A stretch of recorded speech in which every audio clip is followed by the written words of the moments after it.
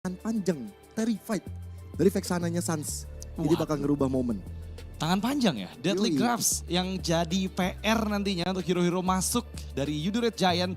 Akankah bisa diantisipasi nih momentum-momentum yang bisa diciptakan oleh Tigreal ataupun oleh Hayabusa dari Skies. Dan dengan 10 pilihan hero sudah diamankan dari masing-masing tim, kita akan segera menjadi saksi untuk Battle of Champions dari Yudu Red Giant dengan Fnatic Onyx. Siapa yang bisa mendapatkan kemenangan di game yang pertama? Tentu saja harapan untuk Fnatic Onyx begitu tinggi di Indonesia untuk menjadi pemenang di game yang pertama bahkan nanti di game yang kedua. Tapi dengan metode split push, metode permainan assassin, ini akan sangat-sangat menarik pertempuran antara Sekis berhadapan dengan Kairi. Dan ini dia game pertama match kedua kita, Yudu Red Giants berhadapan dengan Fnatic Onyx. So enjoy the game teman-teman semuanya. Battle of Regions dari Indonesia berhadapan dengan Malaysia. Sang tuan rumah, mampukah Yudu Red Giant mempertahankan 122 hari win streaknya atau Fnatic Onyx yang bisa membalaskan dendam mereka? Terlihat memang pergerakan dari Kairi sudah mulai diganggu oleh Yums. Dan yang seperti kita tahu, Yums ini adalah salah satu player dimana ketika dia ditodak pun, Todak menjadi tim yang sangat menyeramkan buat Fnatic Onyx karena belum ada kemenangan nih untuk Fnatic Onyx ketika berhadapan dengan Yums pada saat ditodak. Oh ya, itu waktu MSC, Iya, waktu M4. di M4 juga kayak gitu. Tapi Yams memang masih bawa trennya sampai ke Yudu Red Giants juga. Tapi dari segi emblemnya, Dit. Ya, kalau kita bahas sedikit dengan Lel Ignition untuk Kairi lebih memaksimalkan dengan burst damage yang bisa dihasilkan berbeda dengan Warcry. Emblem yang cukup populer sekarang untuk Hayabusa meningkatkan lagi damage yang dia bisa hasilkan ketika kombinasi skillnya connect ke arah hero lawan tapi di bagian atas yuk. Wih, Kairi masih level 3, langsung terkena Shadow Kill tapi terbagi damage-nya. Terima kasih banyak Sans sudah menyelamatkan Kairi. Ya itu sebenarnya agak sedikit pindah target ya dengan shadow kill-nya. Meskipun untuk kali ini terlihat Keyboy belum memberikan efek pressure untuk jungler dari Yudu Red Giant. Di sisi lain Stormy masih cukup aman bermain di area mid lane dengan Suns yang sudah harus waspada karena pergerakan dari Yums dengan flickernya bisa saja mengejutkan kapanpun. Tapi masalahnya Dit adalah Kairi tadi ketinggalan level. Menandakan bahwa Skies ini permainan untuk farmingnya bagus banget. Sementara di area top lane Kairi mencoba untuk mengganggu. Karena Kram dan juga Stormy sayangnya dari sosok Kairi masih belum bisa mendapatkan point kill. First blood masih belum tercipta sampai menit kedua. Iya dan memang ya kalau kita lihat ngebahas dari Yums ini membuat Kairi ketinggalan beberapa experience di bawah dari Skies. Tapi gak jadi masalah karena di bagian orange buff Skies cukup diganggu oleh Keyboy, Retribution terpaksa dikeluarkan dan sepertinya bisa dibalas. Sayang sekali Keyboy. Tapi setidaknya ada satu retribution yang udah ke-trigger sehingga membuat dari Fnatic Onyx nantinya mungkin bisa untuk melakukan kontes di area turtle. Walaupun ya ini kita ngomongin sama-sama assassin ya. Ya. Jadi benar-benar butuh setup yang bagus untuk bisa melakukan objektif netral. Karena jarang atau mungkin bahkan kayaknya susah untuk assassin yang setup duluan di depan untuk ngambil ke arah turtle. Betul, dengan menggunakan dua assassin dari masing-masing tim. Turtle pertama ini belum disentuh sama sekali hingga menuju ke menit ketiga. Karena lagi-lagi pressure nih yuk di bagian atas. Mulai coba untuk diganggu, The Way of Dragon udah mulai connect. Tapi Impulsion dan juga penalty zone. Kramnya dalam keadaan tidak baik-baik saja. Mencoba untuk didorong ke arah belakang tapi Kairi yang kali ini menjadi tumbal bersama dengan Lutfi. Hilang sudah dua player dari Fnatic Onyx. Wow, say thanks to Yums, lagi-lagi momentum implosions yang dia gunakan menyelamatkan nyawa dari Kram bahkan bisa mempanis Kairi dan juga Lutfi. Tapi Turtle ya? Yes, turtle-nya bakal cuma-cuma sih Dit kalau dia kayak gini ceritanya. Dan bahkan lihat bagaimana Sekisnya mencoba untuk memberikan pressure lebih. Eternal Guard coba untuk dilakukan yang di copy oleh Stormy. Membuat dari Kairi begitu kesulitan untuk bisa melakukan farming untuk saat ini. Ini berbanding jauh antara Yudu Red Giant dan juga Fnatic Onyx dengan 4 poin kill yang mereka kantongi bahkan di bawah menit keempat.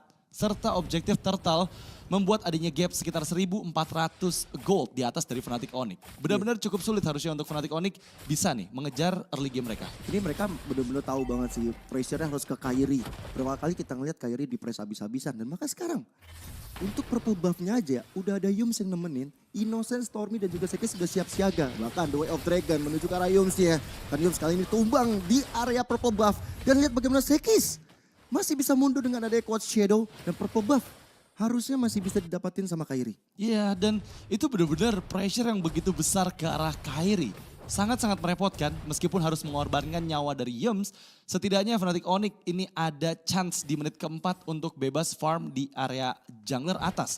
Dengan Sky Piercer item pertama dari Skies mempermudah dia untuk mengumpulkan stack demi stacknya di early game. Karena kondisi saat ini Skies masih 100% kill participation. Iya, 2 assist, 2 kill pula.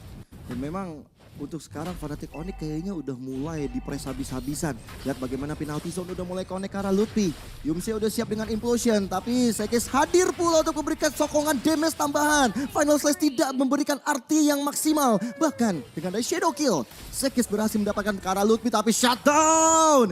Kairi berhasil menunjukkan giginya kepada Sekis. Itu yang kita nantikan karena memang Kairi mendapatkan sweet spot di dalam area Dragon semaksimal. kali ini Stormy langsung merasakan satu tendangan kuat dari Keyboy bersama dengan bala bantuan dilakukan oleh cewek pula, sehingga keunggulan mulai menyusut ke arah Fnatic Onyx. Iya, dan lihat di bagian mid Yums diganggu untuk recall ya dengan Eternal Guard.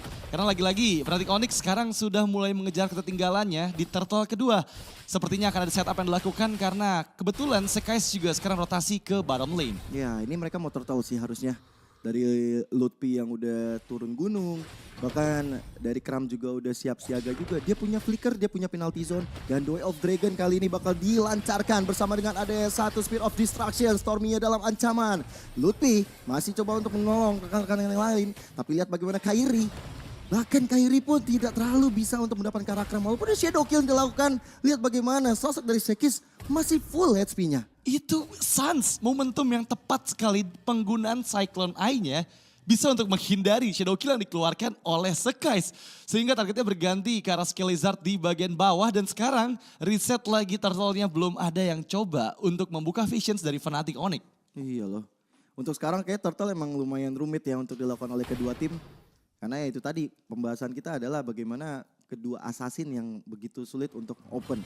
Harus ada satu roamer dan juga EXP lane yang ngebantu. Iya, dan dari segi item build-nya dengan Thunderbelt sebagai item pertama dari Lutfi, ini benar-benar bakal membantu untuk di mid to the late game-nya dengan banyaknya stack yang bisa dikumpulkan akan memperkuat keberadaan dari Arlott dari Lutfi. Ingat, Arlott bukan tipikal hero yang bisa disengage dengan mudah, tapi di bagian atas hampir saja ada solo pick off dari Skies ke arah Kairi. Gila itu kayaknya udah ada shadow kill keluar, Skies juga 1v1 situation sama Kairi. Perbedaan levelnya makin signifikan, 11 berbanding 9 loh. Ini Kairi benar-benar sulit untuk farming, tapi cewek harus hati-hati. Cewek kali ini mencoba untuk kabur, tapi final slash yang tepat sekali dari Lutfi. Membuat dari Sekis akhirnya tumbang dan turtle terbuka untuk Fnatic Onyx. Iya, itu sebenarnya tadi bukan hanya final slash, tapi Spear of Mystery-nya connect ke tembok membuat nggak bisa menggunakan Quad Shadow untuk mundur ya. Iya, itu bagus banget sih combo yang dilakukan. Dan lihat bagaimana sekarang Lutfi dengan vengeance-nya. Keyboy mengusir mundur Stormy dengan The Way of Dragon-nya.